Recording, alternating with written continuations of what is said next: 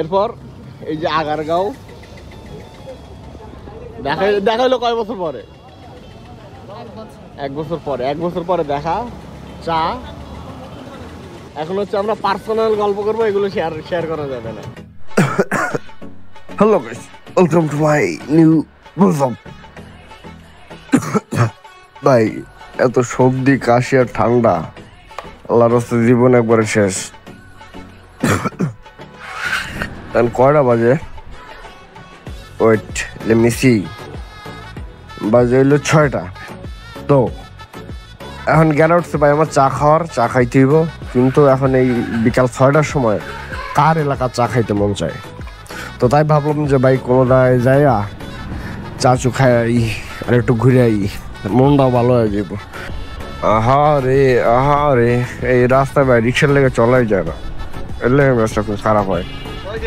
কথা কইতেই কষ্ট হইতেছে।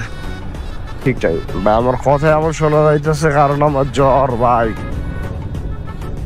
আমি যে বাইক চালাইতেছি, কেমন চালাইতেছি এটা আমি নিজে জানি না ভাই। খালি ধরে রাখছি, দেখি বাইক চলতেছে, নিজের মতো নিজে চলে ভাই।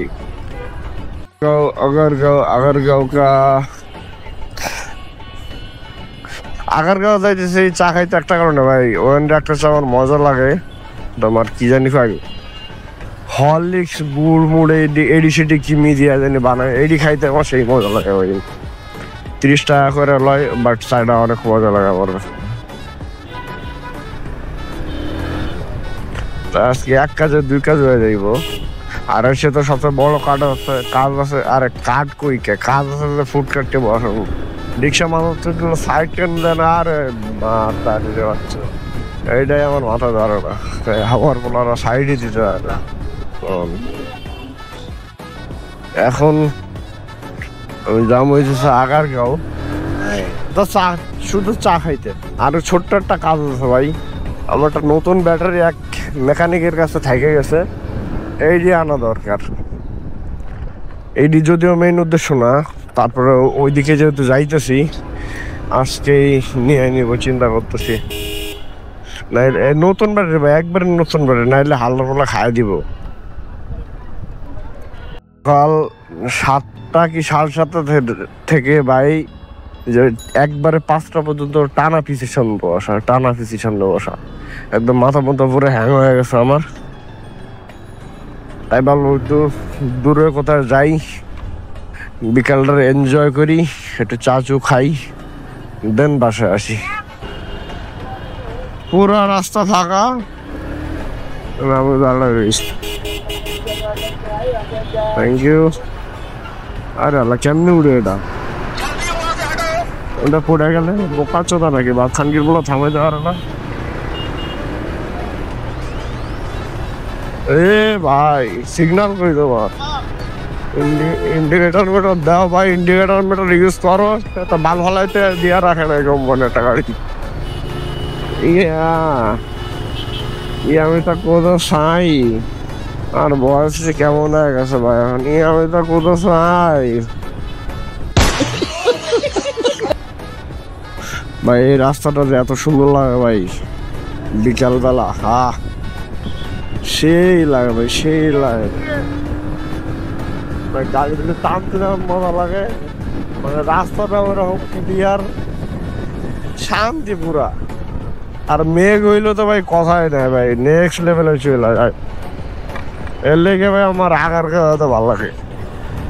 আমার ঢাকার মধ্যে সবচেয়ে 2টা জায়গা পছন্দ, একটা হচ্ছে আগারগাঁও, ওই যে মহিলা পলিটেকনিকের সামনের রোডটা, আর একটা হইতেছে চন্দ্রিমোদ্যান। এই ছাড়া ঢাকার মধ্যে ভাই কোনো জায়গায় আমার ভালো লাগে না, সবই বালসাল মনে হয়। মাইছে বলে ঢাকায় ঘুরতে হয় ভাই, ঢাকায় ঘুরতে আর কি আছে সার বেটা।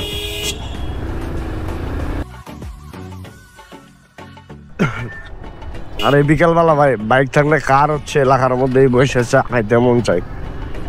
আমি বেড়াতে আগারগাঁও যাবো, চা চু খামু, একটু ঘুরবো ঘাড়বো, তারপর বাসায় যাবো। এনে প্রয়োজনে বয় তো বুঝলে গেছি আমার মামা, এটা না আরে তেল নাই ভাই আমার, কি জানি বল।